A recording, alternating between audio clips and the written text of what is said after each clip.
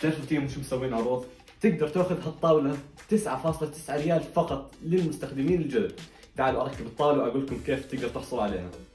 تعرف انه تيمو صار عندهم مستودع محلي بالسعودية، يعني لو تطلب اليوم راح يصلك بكرة بأسرع وقت. ولا تنسوا العروض الخاطفة بالسعودية كل يومين عشان تقدر تحصلوا على مثل هاي الطاولات ب 9.9 ريال سعودي او ب0 ريال سعودي لبعض المستخدمين. الأولوية لمن يصل أولا.